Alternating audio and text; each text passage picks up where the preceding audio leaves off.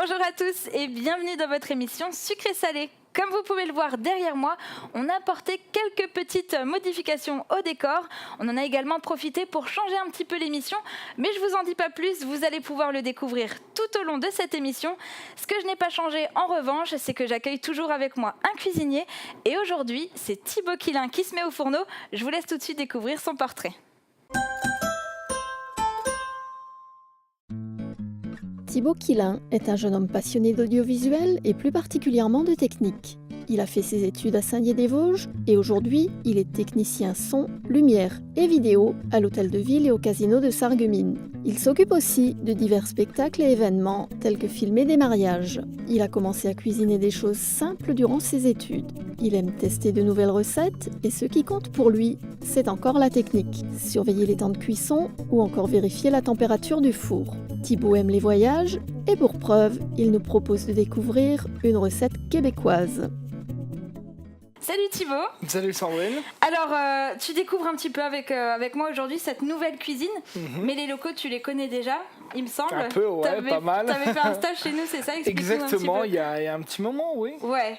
Et du coup, aujourd'hui, tu as choisi de nous présenter une spécialité québécoise. Pourquoi? Tout à fait. La poutine, parce que j'ai passé, grosso modo, avec mes études, 2 ans au Québec. Et puis la poutine, c'est le plat national. Donc voilà, étant nostalgique quand je suis revenu, j'en ai fait un peu chez moi. Et du coup, je me suis dit, pourquoi pas le faire découvrir à la télé. Super.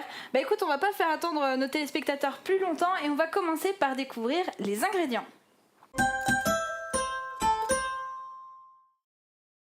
Pour réaliser une poutine pour 4 personnes, il vous faudra 12 patates douces, 12 tranches de bacon, 3 boules de mozzarella, quelques pogos, de la préparation pour sauce poutine. On vient de voir un petit peu les différents ingrédients avec lesquels on va travailler.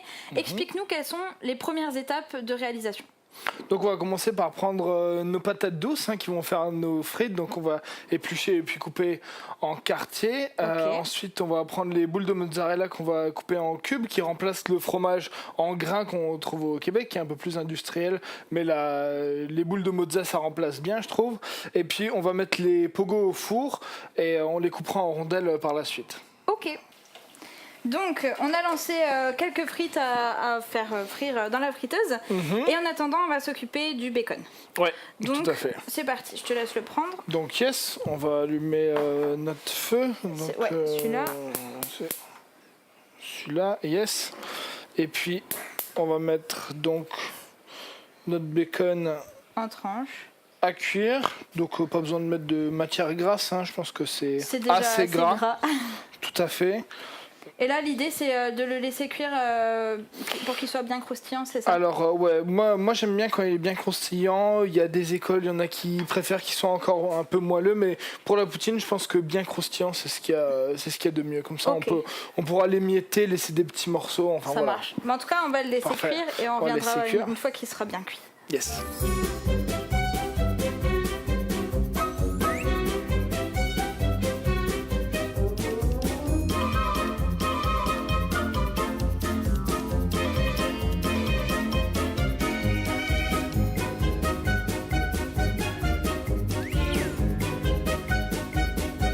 Ok, donc notre bacon est prêt, on va pouvoir le sortir.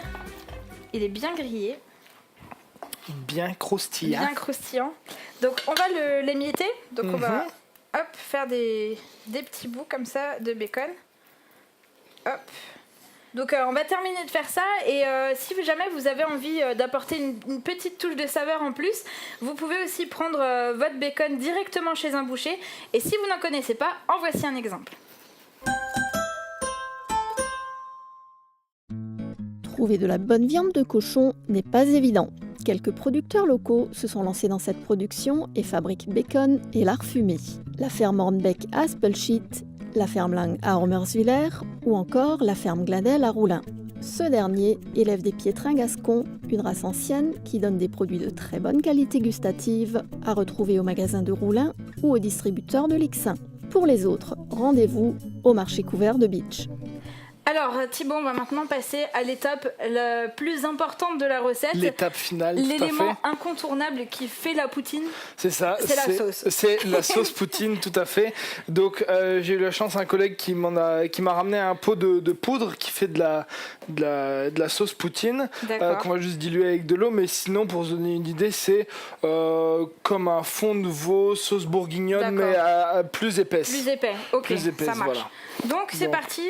C'est parti. Explique-toi en même temps que tu fais. On va s'y mettre. Donc là, sur la petite boîte, ils nous disent qu'il faut mettre 6 cuillères à table, qui sont des cuillères à soupe, de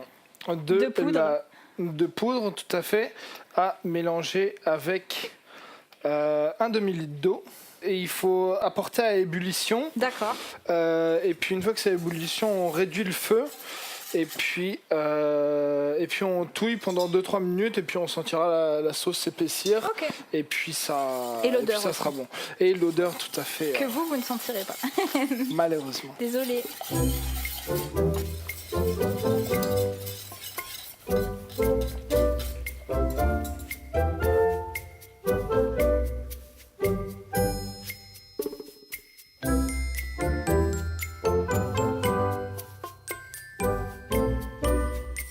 Ça sent le gras. C'est bon signe. C'est bon signe, ouais. Donc là, qu'est-ce qu'on fait ? On la sort du feu et on la laisse un petit peu reposer, c'est ça ? Ouais, c'est ça. On peut la mettre à côté. On laisse un peu reposer. Ok, donc là, la sauce est prête. Il ne nous restera plus qu'à assembler tout ce qu'on vient de préparer, c'est ça ? Tout à fait, mettre tous les ingrédients ensemble. Avant qu'on passe à ça, il me semble qu'il reste encore un truc dans le frigo. Est-ce que tu pourrais aller voir ? Je crois qu'il reste 1 ou 2 questions dans un étage. Ok, je vais aller voir.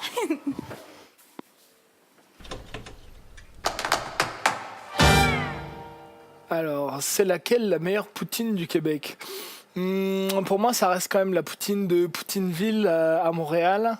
Ensuite, dis-nous, c'est trop bon en québécois. C'est trop bon. Est-ce que les Québécois mangent que ça ? Alors, ils en mangent beaucoup.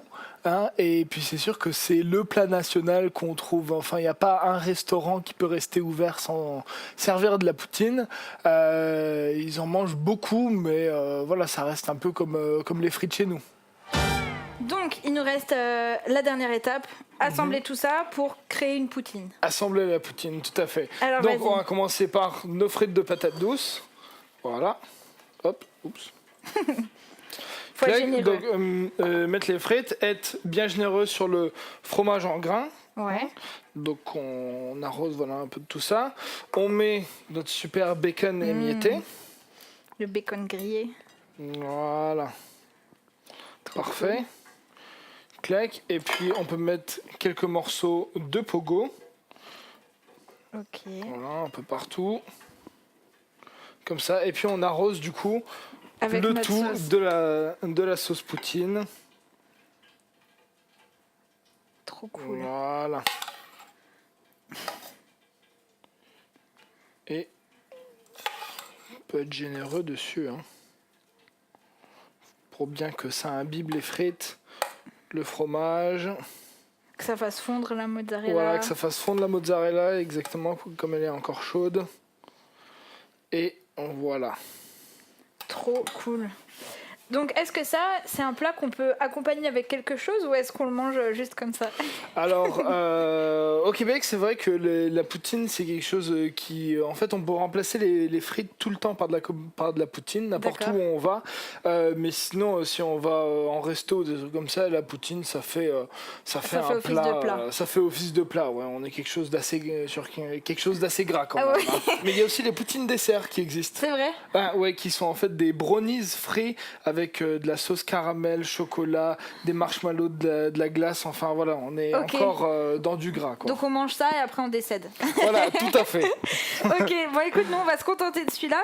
Si jamais des gens ont envie d'en découvrir, par exemple dans des restaurants, est-ce qu'on en trouve dans le coin ?